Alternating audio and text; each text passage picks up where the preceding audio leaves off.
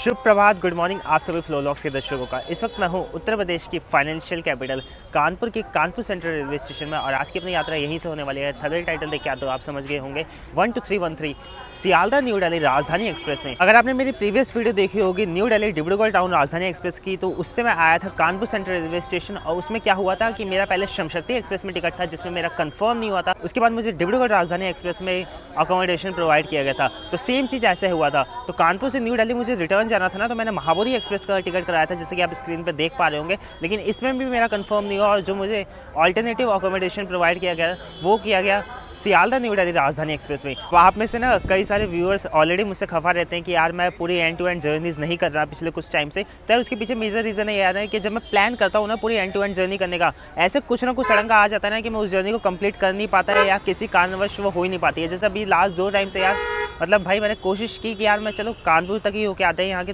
Dedicated trains करते हैं, कुछ आसपास की जर्नीज करते हैं। कोई बात नहीं, अभी back to back and to end खूब सारी जर्नीज आएगी। इससे पहले भी मैं कई सारी एंड टू एंड जर्नीज कर चुका हूँ और जल्दी अभी और खूब सारी एंड टू एंड जर्नीज आएगी। तो अभी फिलहाल आज चलते हैं कानपुर सेंट्रल रेलवे स्टेशन के अंदर और आज के इस अपने 12313 सियालदा न्यू दिल्ली राजधानी एक्सप्रेस के एक्सपीरियंस को एंजॉय करते हैं और मैं आप सभी लोगों के साथ शेयर करता हूं। देखते हैं सफ़र कैसा रहता है। चलिए तो सीधा रेलवे स्टेशन के अंदर चलते हैं और बाकी सारी बातें सफ़र के दौरान करते हैं। इस वीडियो को स्टार्ट करते हैं। अभी ना मैं कानपुर सेंट्रल के कैंटोनमेंट साइड हूँ, यानी प्लेटफॉर्म नंबर 1 की तरफ से एंट्री लेने वाला हूँ। इसे ना कैंटोनमेंट साइड कहा जाता है। प्लेटफॉर्म नंबर 9 की तरफ जो है ना उसे सिटी साइड कहा जाता है। यहाँ प्लेटफॉर्म नंबर 1 पे है Kanpur central new Delhi Kanpur new Delhi reverse शताब्दी एक्सप्रेस। कानपुर शताब्दी एक्सप्रेस ना हमारे देश की सबसे तेज़ शताब्दी एक्सप्रेस है। तेज़ शताब्दी का अर्थात है मेरा मतलब इन द एवरेज स्पीड। ये अपने ना दूरी को सबसे कम वक्त में तय करती है। कमेंट सेक्शन में कई सारे लोग मुझसे पहले ही आर्गुमेंट कर चुके हैं कि भाई सबसे तेज़ शताब्दी रानी कमलापति न्यू दिल्ली शताब्दी एक्सप्रेस है। तो भाई उसकी टॉप स्पीड है ज़्यादा, वो 150 किलोमीटर की स्पीड से चलती है, 130 की स्पीड से चलती है, लेकिन जो इसकी एवरेज स्पीड है ना वो ज़्यादा है। और यहाँ देखिए डॉट ऑन टाइम 6 बजे इसका डिपार्चर हो चुका है कानपुर सेंट्रल के प्लेटफॉर्म नंबर 1 से।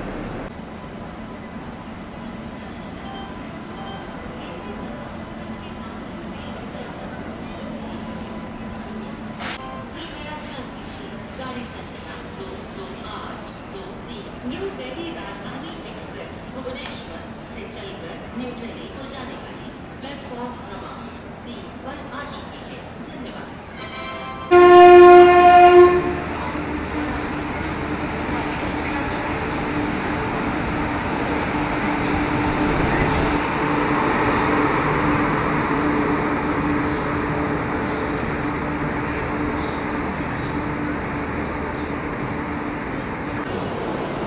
अपने निर्धारित समय से 1 घंटा 15 मिनट की देरी से फाइनली हमारी आ चुकी है 12313 सियालदा न्यू दिल्ली सियालदा राजधानी एक्सप्रेस।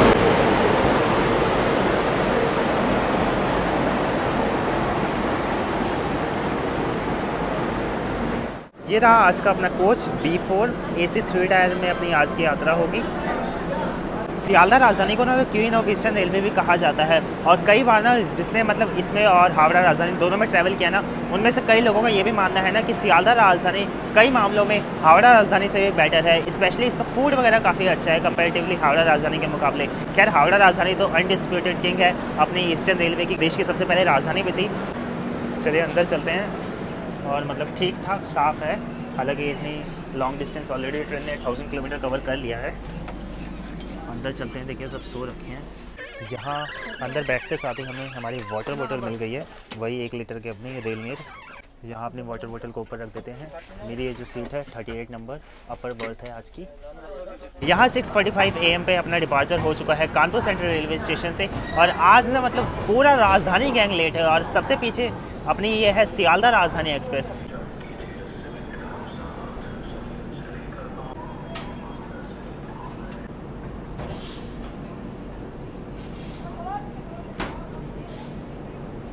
यहाँ सामने देखिए देश की सबसे पहले अमृत भारत एक्सप्रेस दरभंगा आनंद विहार अमृत भारत एक्सप्रेस।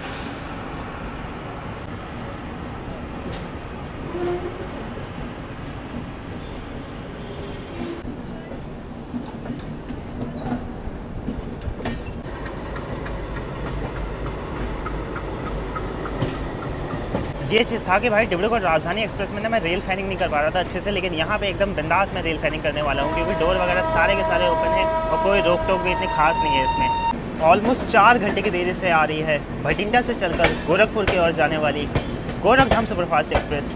इसमें मैंने ऑलरेडी ना सेकंड एसी में जर्नी करी थी। अगर आपने वो वीडियो नहीं देखी तो चैनल पे आके देख सकते हैं। और कमाल का रिस्पॉन्स आया था उस वीडियो पे।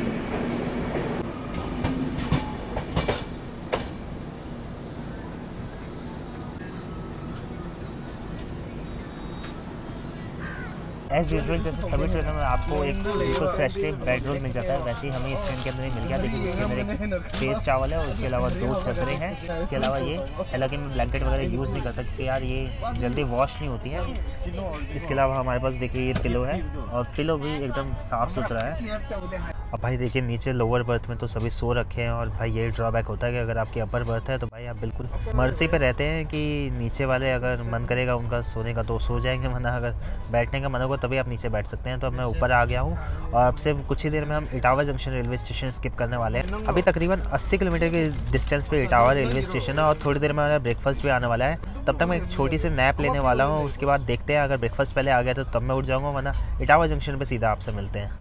मेरी आंख लगी थी कि उससे पहले हमारा ब्रेकफास्ट आ गया और अभी कुछ ही देर में हम इटावा जंक्शन स्किप करने वाले हैं। तो अब मैं वही कंफ्यूज हूँ कि पहले मैं ब्रेकफास्ट ओपन करूँ कि जाके इटावा स्किप रिकॉर्ड करूँ। तो वो डिसीज़न मैंने लिया है कि मैं पहले ब्रेकफास्ट ओपन कर लेता हूँ, इसे आराम से खाऊँगा इटावा स्किप लेने के बाद। यहाँ पे देखिए हमारे पास एक बटर दिया गया है। इसके अलावा अपने पास है ये टोमेटो केचप, साथ में ये स्पून, यहाँ पे ये हार्वेस्ट गोल्ड की ब्राउन ब्रेड, एक टिश्यू पेपर दिया गया है, एक पेपर दिया गया है। इसके अलावा देखिए मानिया की मैंगो ड्रिंक, एक स्ट्रॉ। और यहाँ मैंने आज ये नॉन वेज ब्रेकफास्ट लिया है क्योंकि अब भाई कोलकाता से ट्रेन आ रही है, अब उसमें वेजिटेरियन रिव्यू देंगे तो कोई मज़ा नहीं है। यहाँ देखते हैं इसके अंदर क्या है हमारे पास। मेरे ख्याल से ऑमलेट होना चाहिए। हाँ वही है इसके अंदर। देखिए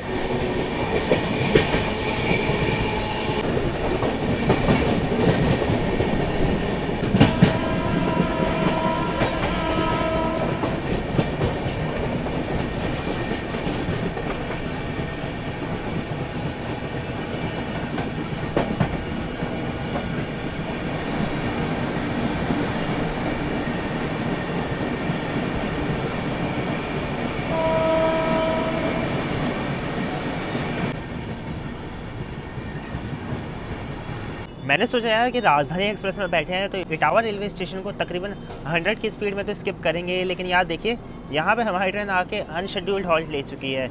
मतलब भाई ये भी देखने को मिलता है कि जो ट्रेन कानपुर से न्यू दिल्ली के बीच में भाई हमने कितनी बार इस रेलवे स्टेशन को नॉन स्टॉप स्किप किया है। अब देख लीजिए यही लाइफ है, राजधानी एक्सप्रेस अनशेड्यूल्ड हॉल्ट ले रही है इटावा रेलवे स्टेशन पे। फाइनली 2 मिनट का अनशेड्यूल्ड हॉल्ट लेने के बाद हमारे यहाँ से प्रस्थान हो चुका है।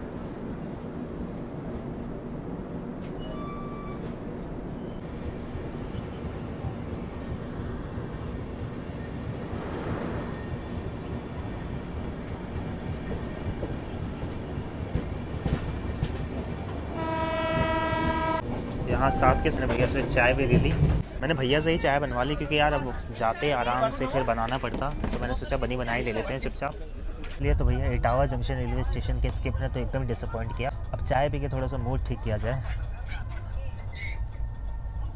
और इसके अलावा चलिए अब अपना ब्रेकफास्ट भी फिनिश कर लेते हैं क्योंकि अब आगे शिकोहाबाद, फिरोजाबाद, उसके बाद टुंडला, अलीगढ़, अभी काफ़ी सारे रेलवे स्टेशन स्किप करने हैं। ऑमलेट को टेस्ट करते हैं, देखते हैं इसका टेस्ट कैसा है। टेस्ट सही है, एकदम फ्रेश ऑमलेट है और नमक वगैरह एकदम सब सही है। बाकी उसके अलावा ये ब्राउन ब्रेड वगैरह है, इन सबको तो क्या ही रिव्यू करना। वैसे रिव्यू करने लायक तो ऑमलेट भी नहीं है, खैर क्या कर सकते हैं, जो है उसी चीज़ का रिव्यू करना पड़ेगा।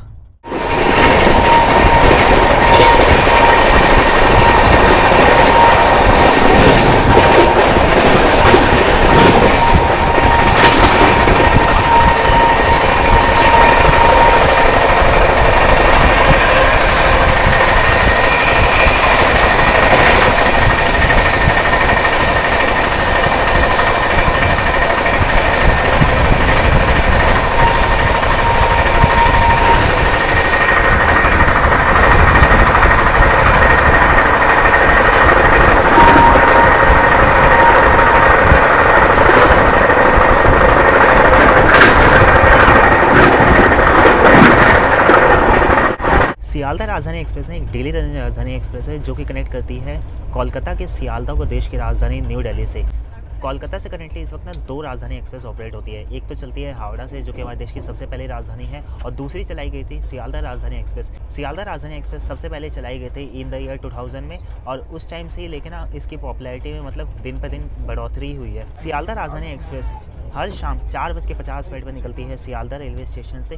18 घंटे का सफ़र तय करके अगली सुबह 10:50 पर ये ट्रेन पहुंच जाती है न्यू दिल्ली रेलवे स्टेशन। इस दौरान ये ट्रेन 6 हॉल्ट्स पर रुकती है। उन हॉल्ट्स में आते हैं दुर्गापुर रेलवे स्टेशन, उसके बाद ट्रेन आसनसोल रुकती है, उसके बाद फिर ट्रेन धनबाद, फिर इसके बाद ये ट्रेन रुकती है गया रेलवे स्टेशन। गया के बाद ये ट्रेन रुकती है पंडित दीनदयाल उपाध्याय जंक्शन। पंडित दीनदयाल उपाध्याय जंक्शन के बाद ये ट्रेन कानपुर रुकती है। कानपुर के बाद ट्रेन सीधा जाकर न्यू दिल्ली रेलवे स्टेशन रुकती है। ट्रेन रास्ते में प्रयागराज जंक्शन जैसे बड़े रेलवे स्टेशन को स्किप करती है, और ये उन चुनिंदा ट्रेनों में है जो कि प्रयागराज रेलवे स्टेशन को स्किप करती है। 1459 किलोमीटर के डिस्टेंस को ये ट्रेन 18 घंटे में कवर करती है, और इस दौरान इसकी average speed 81 kilometre per hour की रहती है। थोड़ी सी ये स्लो है अपने कोलकाता राजधानी के मुकाबले, बट स्टिल इसकी डिमांड काफ़ी ज़्यादा है, क्योंकि ट्रेन में ना 14 थर्ड एसी के कोचेज़ लगते हैं, जो कि इंडियन रेलवे में चलने वाली किसी भी राजधानी एक्सप्रेस के मुकाबले सबसे ज़्यादा थर्ड एसी के कोचेज़ इसमें लगते हैं।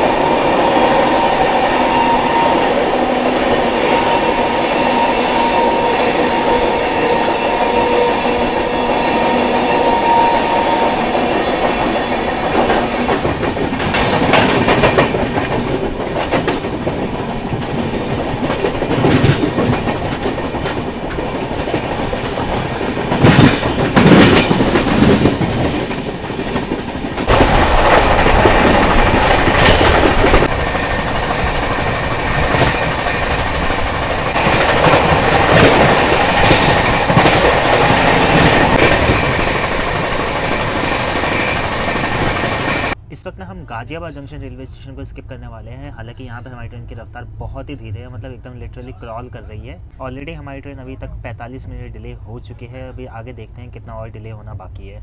यहाँ से न्यू दिल्ली रेलवे स्टेशन की दूरी तकरीबन 30 किलोमीटर है, तो मेरे ख्याल से आधा घंटा और लगना चाहिए। अभी करंटली इस वक्त 11:15 हो रहे हैं।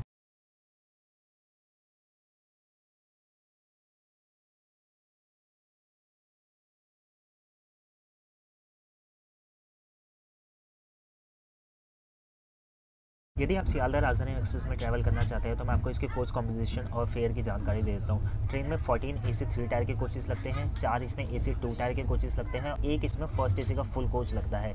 ट्रेन में आपको AC 3 टायर का फेयर पड़ेगा विदाउट डायनेमिक फेयर सियालदह से न्यू दिल्ली का तकरीबन 2500 रुपीज़ के करीब। यही फेयर आपको इसके सेकंड AC में पड़ेगा अराउंड 4000 रुपीज़ के करीब, और यही फेयर इसके आपको फर्स्ट क्लास में देना होगा तकरीबन 5000 रुपीज़ के करीब। और इन सभी फेयर्स में केटरिंग चार्ज इंक्लूड रहता है। अगर आप केटरिंग चार्ज हटा देंगे तो आपको 500 रुपीज़ और सस्ता पड़ जाएगा फेयर।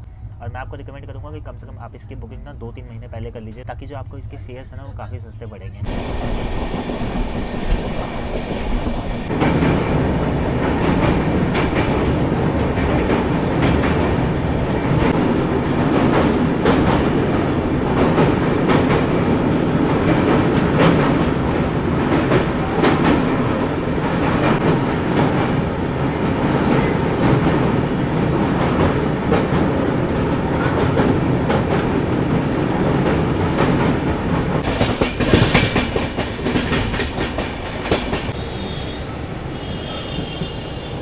इनकेस अगर मान लेते हैं ना आपने जब टिकट बुक किया उस वक्त आपने नो फूड का ऑप्शन सिलेक्ट कर लिया, यानी ना वेज फूड लिया ना नॉन वेज फूड लिया, आपने नो फूड करके जो केटरिंग चार्ज था उसे बचा लिया।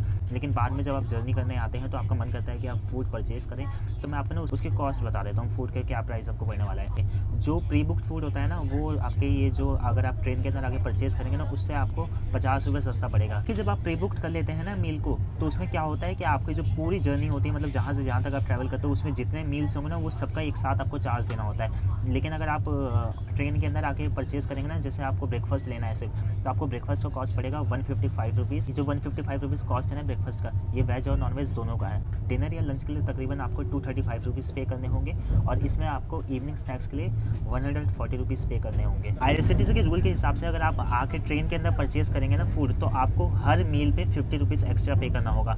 जैसे IRCTC जो ब्रेकफास्ट का चार्ज है ना, वो 105 रुपीज़ लेती है, लेकिन अगर आप ट्रेन के अंदर आके उसे परचेज़ करेंगे तो आपको 155 रुपीज़ पे करना होगा। इसका आपको प्रॉपर बिल मिलेगा अगर आप बिल मांगेंगे तो। यहाँ देखिए हम ITO को क्रॉस कर रहे हैं और सामने देखिए PWD का हेडक्वार्टर तिलक ब्रिज पे पार्क है न्यू दिल्ली पूरी पुरुषोत्तम एक्सप्रेस के रैक। इसको ना अभी सुपर फास्ट से नॉर्मल मेल एक्सप्रेस में कन्वर्ट कर दिया जाएगा जुलाई महीने से। अब वो क्यों किया जाएगा वो अब तक पता नहीं लगा, क्योंकि शायद इसको 4 से 5 घंटे स्लो डाउन किया जाएगा। तो अगर आप पुरुषोत्तम एक्सप्रेस में ट्रैवल करने वाले यात्री हैं ना, तो आपको थोड़ी सी चिंता करनी होगी।